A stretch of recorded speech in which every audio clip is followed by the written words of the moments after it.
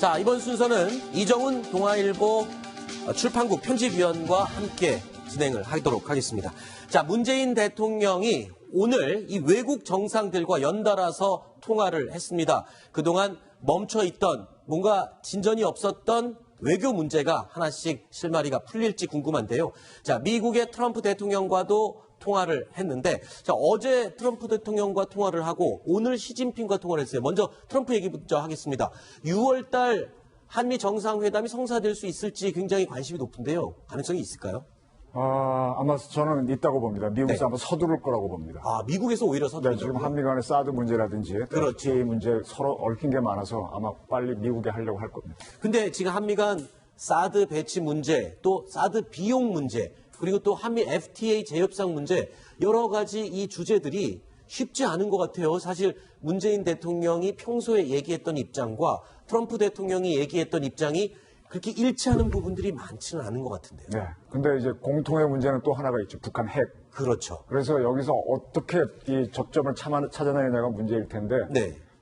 트럼프 대통령의 아무래도 공격을 할 것 같고 네. 그리고 문 대통령이 방어를 할 것 같은데 어디서 답이 나올지 저도 굉장히 궁금한 대목이 좀 많습니다. 공격은 뭐고 방어는 뭡니까? 그러니까 트럼프 아무래도 대통령이 이제 어떤 공격을 대통령은 할까요? 예를 들면 이제 우리가 통상적으로 한미 관계를 볼 때 미국이 수가 많다고 봅니다. 왜냐하면 이 대한민국이 강대한 나라가 아니잖아요. 네. 우리는 중국과 일본 사이에 끼어 있기 때문에 두 나라 사이에서 생존을 하려면 북한을 차치하고라도 네. 어떤 동맹이 필요한데 네. 동맹을 제공할 수 있는 나라가 만약 일본이 제공하면 일본의 영향을 받게 되고 반대면 또 중국에 되는데 두 나라로부터 독립하려면 미국의 동맹을 받아야 되는 게 현실적이거든요. 네. 그렇게 그걸 받고 있는 처지에서 미국이 압력을 넣으면 좀 우리가 약한 처지가 아니냐. 네. 예를 들면 뭐 주한미군 문제를 거론한다든지 하게 되면 네. 현실적으로 우리가 위협을 받기 때문에 아무래도 공격은 트럼프 대통령이 하고 방어는 문 대통령이 하지 않겠나 그런 해석들이 좀 많습니다. 아, 그렇군요.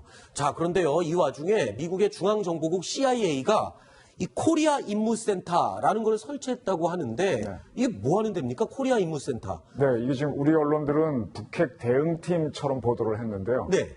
미국의 의회 사정을 전문적으로 보도하는 더 힐지에 따르면 네. 한국에서 신정부가 출범했기 때문에 만들어졌다라고 보도를 했습니다. 그게 무슨 말인가요? 그러니까 이제 북핵 문제는 벌써 2006년부터 쭉 있어온 문제죠. 그랬죠. 5차 핵실험까지 했고. 네. 그럼 그것만을 위해서 만드는 팀이라기보다는 지금 한국에서 신정부가 생기면서 만들어졌기 때문에 네.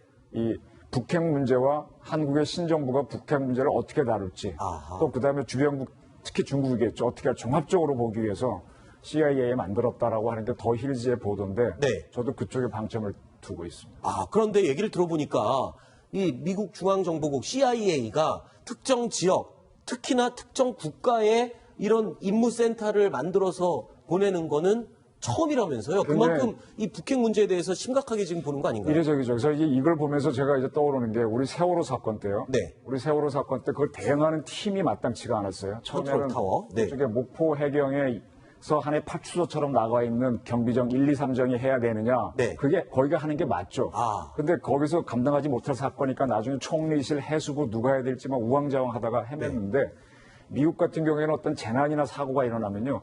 현장 지휘관이 무조건 합니다. 네. 옛날에 플로리다에서 큰 홍수가 났을 때 그 미국 연방 재난청에 페마라고 있는데 페마 산하에 가 계시면 카운티의 소방 책임자가 네. 전국에서 온 장관급 지휘관도 다 지휘하면서 합니다. 아. 그래서 이게 굉장히 재밌는 게 이제 우리나라 같은 경우는 지금 국방부하고 국정원에서 북한 문제를 다루는데 네. 거기에서 북한 문제만 전문적으로 다룬 팀이 없어요. 아. 국방부 같은 경우에도 북핵하고 WND 전단 팀을 과를 만들자라고 했다가 네. 작년에 논의만 하고 못 만들고 이번 정부에서 하라고 넘겨버렸습니다. 네. 그만큼 이렇게 그것도 과로 만들고 무슨 뭐 부로 만들고 국으로 만들고 그거 갖고 논의를 하는데 미국 친구들은 어떻게 하면 항상 역할 중심 네. 해가지고 이 기능을 해놓고 더 큰 기구의 수장이 여기에 팀장으로 들어갈 수도 있는 거죠. 네. 그래서 항상 임무 위주로 하는데 저는 차제에 이제 우리 서훈 국정원장이 가셔갖고 국정원을 개혁을 많이 하실 텐데 네. 이제 북한 문제가 굉장히 시급하잖아요. 그렇죠. 우리도 그럼 특히 김정은 정권을 어떻게 할지 그 팀을 하나 만들어서 네. 그 팀에는 기무도 들어올 수 있고 정보사도 들어올 수도 있고 네. 뭐 대공팀도 들어올 수 있고 이렇게 팀 위주로 가서 임무 위주로 가야지 자꾸 조직 위주로 가게 되면은 네. 이게 조직이 조직을 낳는 행정의 모순에 걸리게 되죠. 네. 그러니까 저는 상당히 미국이 좀 앞서간다고 저는 평가하고 싶습니다. 그렇군요. 자, 박근혜 전 대통령의 탄핵으로 국정 공백이 발생하면서 한반도를 둘러싼 문제에 대해서도 코리아 패싱이라는 말이 나올 정도로 굉장히 외교에 있어서 굉장히 뒤처져 있었습니다. 그런데 문재인 대통령이 자, 국정 업무를 시작을 하면서 하나씩 외교 문제도 지금 해결을 시작을 하고 있는 것 같습니다. 미국 트럼프 대통령 말고 이제 오늘 또 시진핑 중국 국가주석과 또 통화를 했는데요. 청와대 발표를 들어보겠습니다. 어떤 이야기가 오고 왔는지 함께 들어보시죠. 대통령께서는 주석님을 그간 뵌 적은 없지만 TV 화면을 통해 많이 배워서 친숙하게 느껴진다. 중국의 꿈 그리고 1대1로 구상이 잘 실현되기를 희망한다고 말씀하셨습니다. 중국 양국 정상은 한반도의 긴장 완화가 중요하고 비핵화가 양국 공동의 목표라는 점에 대해서도 합의를 했습니다. 포괄적이고 단계적인 방식으로 하면서 압박과 제재와 함께 협상을 병행해야 한다고 강조를 하셨습니다. 제재도 핵 폐기를 위한 장으로 이끌어내는 것이 목표라고 강조를 하셨습니다. 이러한 대통령님의 말씀에 시 주석도 공감과 동의를 표하셨습니다. 사드 배치에 대한 중국 측의 기본 입장을 설명하셨습니다. 이에 대해 대통령께서는 잘 알고 있다. 이해를 높여가면서 양국 간 소통이 조속히 이루어지기를 희망한다고 화답하셨습니다. 시 주석은 문재인 대통령의 베이징 방문을 공식적으로 초청했습니다. 통상적으로 두 국가 정상이 전화통화를 할 때는 누가 먼저 걸었느냐가 되게 중요하다면서요. 근데 이번에 시진핑 주석이 먼저 걸었다면서요? 아니, 뭐 대통령 당선되셨으니까. 아, 그러니까 축하 전화 축하 전화 그런 의미가 크고요. 네. 저는 이걸 보면서 네. 이제 지금 한국이 어떤 스탠스를 하느냐에 따라서 미중 관계의 이해관계가 갈리지 않습니까? 네. 그래서 양측이 삿바 싸움에 들어갔다라는 생각이 들고요. 근데 미국이 한 수 빨랐죠. 청와대가 아닌 홍은동 자택으로 전화해서 하루 먼저 네. 통화를 했고 거기에 이제 바로 시 주석이 전화를 했고 아베 총리도 전화를 했는데 청와대 측에서 시간을 조율했다고 하는 거 보니까는 시진핑 다음으로 뒤로 미룬 것 같아요. 아, 그 순서도 그렇게 다 의미가 있는 거예요. 굉장히 의미가 있죠. 그건 네. 얼마나 친하냐, 영향력이 있느냐의 문제인데 조절을 한 것 같은데 지금 딱 한국 할 말 다 한 것처럼 나오던데 네. 어쨌든 중국은 자기네 의지를 현 정부한테 관철시키고 싶어 하고 또 우리 대통령께서는 우리의 또 국익을 지켜야 되니까 네. 서로 이렇게 언중유골 같은 대화를 주고받았다 저는 그렇게. 사실 지금 북한 핵 문제를 두고 또는 사드 배치 문제를 두고 우리나라 입장은 지금 미국과 더 가까워야 되느냐 중국과 가까워야 되느냐 갖고 사실 예민한 상황이잖아요. 근데 보니까요. 아까 미국이랑은 첫 번째 통화를 했지만 30분 통화를 했고 네. 중국은 두 번째 통화를 했지만 40분 통화를 했습니다. 이런 것도 혹시 그 균형을 맞춘 건가요? 저는 이제 균형보다가는요 화법의 문제라고 보는데 네. 트럼프 대통령 보도만 나온 거 보게 되면요 좋은 얘기만 했잖아요. 네. 그러니까 미국이 원하는 얘기는 안 했지 않습니까? 네. 그거는 CIA의 코리아 미션 팀인가요? 센터를 만드는 걸로 네, 센터. 던져놓고 그냥 미국에 와라 초청하는 쪽으로 갔고 네. 시진핑 주석은 중국의 바람을 이야기했잖아요. 사드에 대해서. 그러니까 길어지는 거죠. 그래서 그것이 아마 양국의 한국에 접근하는 외교 술의 차이다라고 저는 보고 있습니다. 네. 자, 그런데 오늘 시진핑과의 통화에서 이 중국의 사드 보복에 대한 얘기도 직접 문재인 대통령이 언급을 했습니다. 이런 얘기를 했습니다. 사드 배치에 대한 중국의 우려. 우리 국민과 기업들이 사드 문제로 어려움을 겪고 있다. 그리고 해결될 수 있도록 특별한 관심을 기울여 달라. 자, 이 정도의 이야기가 전달이 됐으면 시진핑도 어떤 신경을 쓰는 노력을 할까요? 뭐 하는 척이라도 할까? 그게 궁금한데요. 아니 이건 알고 있잖아요. 네. 알고 알고 있지만 있는데 직접 한 번 더 대통령이 그렇죠. 얘기하시면 그쪽에서 받아들이기가 이 명분이 생기는 거죠. 네. 그럼 저는 이거 말고 조금 더 우리한테 원하는 거, 더 한 단계 높은 걸 더 요구했으면 어떨까 하는 생각이 좀 드는데 네. 어떤 이거는 뭐 예를 들면은 사드 문제를 얘기하기보다는 대북 핵 압박. 문제를 뭐 태평만 때문에 이 원유 문제라든지 그렇죠. 이런 걸 하게 됐으면은 우리가 좀 더 공세적인 위치에 갈 수 있지 않았겠나 생각합니다. 아, 자, 그리고 이동영 차장에게 묻겠습니다. 지금 중국 내부에서도 사드 배치에 대해서 조금씩 입장이 변하는 기류가 나오고 있다. 이런 얘기가 나오는데 어떤 내용입니까? 예, 중국 소식통을 인용한 일부 언론 보도 내용인데요. 네. 중국이 지금까지 한중 관계의 이 어려운 점을 풀기 위해서 특사, 이런 유럽 정치인을 특사로 보내달라는 내용의 이런 메시지를 전달했다. 네. 이런 내용의 중국 소식통 말 언론 보도가 나오고 있습니다. 네.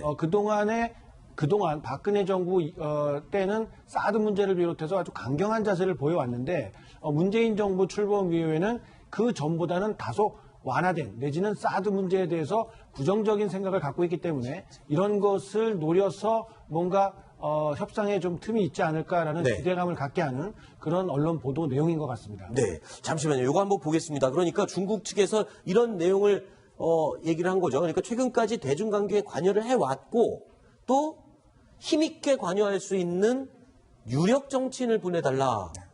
이게 누구일까요? 그러니까 뭐 지금 누가 나온 거는 있습니까? 송영길 뭐 본부장도 얘기되고 있는데 네네네. 지금 이제 저는 이렇게 봤습니다. 사드가 공격 무기가 아니지 않습니까? 방어 무기죠. 네. 그리고 중국을 본다 그러면 다른 보는 훨씬 수단이 많거든요. 네. 굳이 이걸 자꾸 거는 이유가 뭘까? 네. 중국이 사드는 그렇게 손해가 아닌데 뭔가 딴 걸 받아내기 위한 거다라는 생각을 많이 했었어요. 거꾸로 오히려 중국이 다른 성동교수 전략이 아닌가 싶었는데 네. 지금 이제 중국이 그쪽으로 가는 게 아닌가. 네. 그래서 아마 사드 문제를 가지고 어떤 한반도의 통일 시에 무슨 뭐 우리가 뭘 하지 말라든지 네. 그런 요구를 하지 않을까 생각을 하는데 그래서 만약에 이 보도가 맞다면 정치적 타협을 하면서 당장은 아니지만 미래의 중국에 유리한 뭔가를 받아내지 않을까 그런 생각을 저는 좀 하고 있습니다. 그렇군요. 박성욱 국장님, 자, 송영길 의원 같은 경우에 이렇게 중국과의 협상에서 좀 중요한 역할을 또는 성과를 낼 수 있는 그 정도의 능력이 되는 급의 인물이라고 볼 수 있습니까?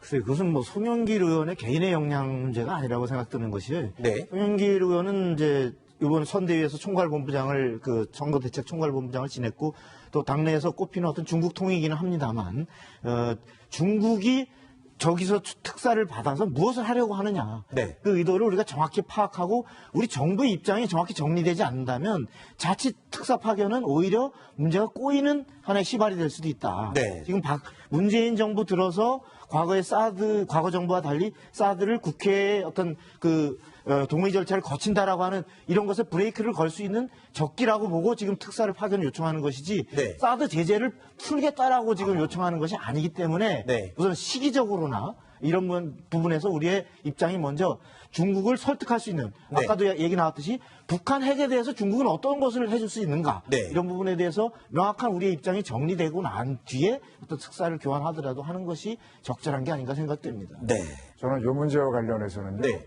이거는 굉장히 중요한 문제이기 때문에 이걸 전담으로 다루는 우리 외교 파트 네. 또 국정원 파트 이런 데서 아이디어를 내야지 네. 어떤 정당 차원에서 하게 되면은 자칫 잘못하면은 그 옛날 왜 개인 플레이 위주로 갈 수도 있거든요. 네. 못 보는 부분들이 있으니까 네. 이 부분은 조금 우리도 신중하게 대처를 해야 된다는 말씀 드리고 싶습니다. 네.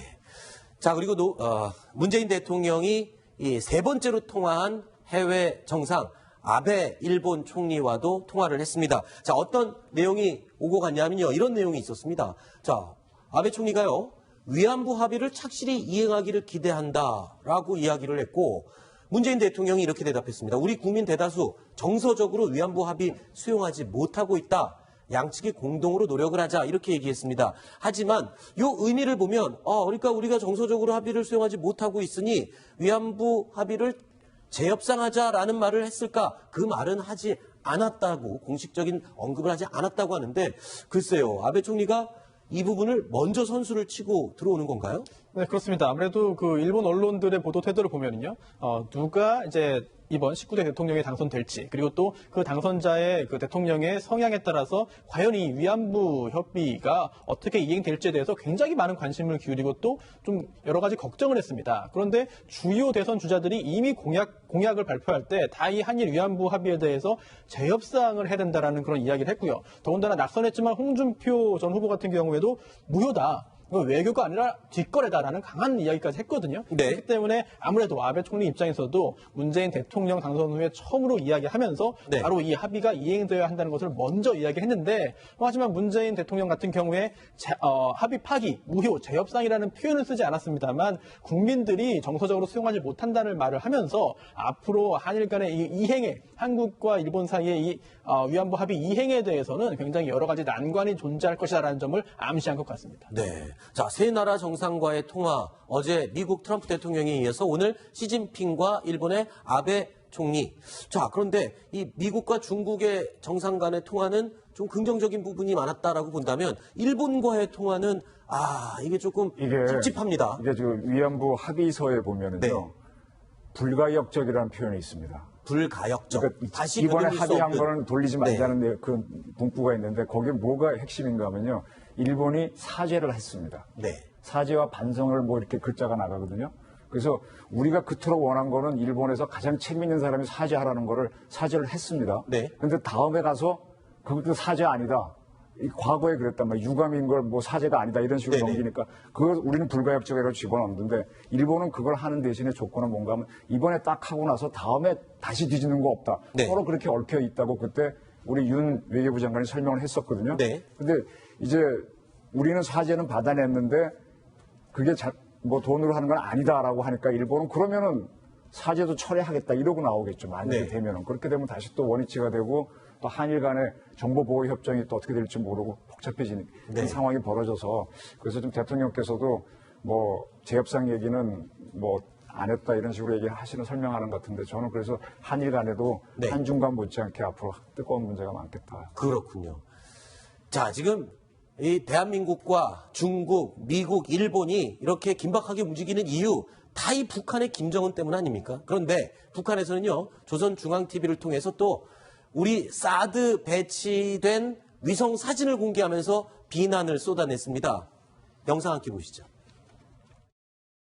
위성 사진들에서 보는 바와 같이 현재의 사드 발사기는 성주 골프장의 북쪽 능선 부근에 그리고 X대역 탐지기와 지원 장비들은 이 골프장의 중간 부분 서쪽 능선 부근에 배치되어 있는데 보는 것처럼 저렇게 아무런 방호 시설도 없이 벌거벗은 상태에 있습니다. 이 성주 골프장에 사드 장비를 노천에 그대로 드러내놓고 전개할 정도로 바빠맞아 돌아친 것은 남조선에서 보수 정권이 교체되기 전에 사드 배치를 마무리하자는 그런 속심에 따른 것이었다고 이렇게 볼 수 있겠습니다. 자, 먼저 북한이 조선중앙TV를 통해서 공개한 그 위성 사진입니다. 그러니까 우리 성주 골프장이에요. 성주 골프장의 모습을 위성이 아마 찍은 사진인 것 같은데, 자, 사드 장비가 배치된 모습. 자, 중국이 지금 이 사진, 죄송합니다. 북한이 이 사진을 공개하는 의도가 뭡니까? 이거 사실 성주 골프장이 어디 있는지는 우리 국민들이 다 알고요. 뭐 굳이 이거를 뭐 찍어갖고 이렇게 공개를 하는 데는 의도가 있을 것 같은데. 뭐 자기네들의 적개심 표현일 수도 있고요. 네. 또 우리 남한을 다 보고 있다는 심리전일 수도 있고요. 네. 또 뭐 여러 가지 그런 걸 깔고 하겠죠. 자기네들이 유리하다고 네. 판단되니까. 근데 실제로 이렇게 찍을 만큼의 위성이나 이런 정보, 첩보 위성 뭐 이런 게 능력은 됩니까, 북한이? 북한이 그동안 이제 은하라든지 백두산이라고 하는 발사체를 이용해서 쏜 위성이 광명성 시리즈였잖아요. 네. 광명성이 돌아다니면서 이걸 찍을 수 있겠죠. 만약 있다면. 있다면요. 근데 그거는 과거에 우리가 올렸던 우리별보다 작은 걸로 알려져 있거든요. 굉장히 조잡한 성능을 갖고 있는 위성. 우리별은 찍으면요 2, 3kg가 점 하나로 나옵니다. 사드는 길어야 10m짜리인데 그거는 전부 다 더 작으니까 불가능이죠. 그래서 이거는 뭔가 하면은 지금 저기 상업위성들이 돈을 주면 찍어줍니다.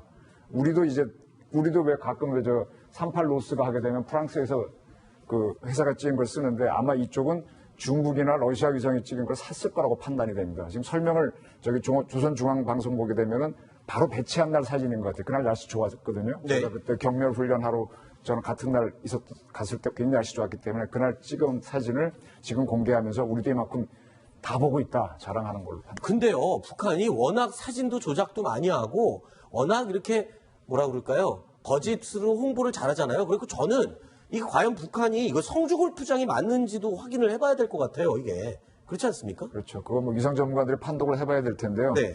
북한의 주장인 거죠, 일단은. 북한의 주장인데 아마 저는 맞을 거라고 봅니다. 그 네. 정도는 아마 러시아한테도 살 수가 있고 네. 러시아가 지금 관계 좋잖아요. 러시아가 굉장히 애를 쓰잖아요. 중국은 모르겠어요. 중국도 근데 돈을 주면은 저는 뭐니 해도 돈이 최고라고 생각하니까 그러니까 돈 주면 다 됩니다. 상업 위성의 사진을 돈 주고 북한이 누군가에게 샀을 가능성도 높다. 이 사진은. 그럼요. 그렇군요. 하지만 분명히 이건 북한의 주장입니다. 조선중앙TV를 통해서 공개한 북한 측의 주장이었습니다. 하나만 더 물어보겠습니다. 아까 TV에서 북한 방송에서 보니까 이렇게 아무 뭐 없이 노천에다 그렇게 그냥 드러나게 해놨다라고 했는데 그 말도 일리가 있는 것 같아요. 이렇게 노천에 드러나도 상관없는 건죠. 첫날 상황이라는 얘기죠. 그러니까 지금은 이제 여기다 뭘 또 이렇게 위장막도 설치하고. 위장막도 설치하고 또 뭐도 하고 할 텐데 그거는 뭐 꼭 해도 되고 안 해도 되거든요. 근데 네. 참고로요.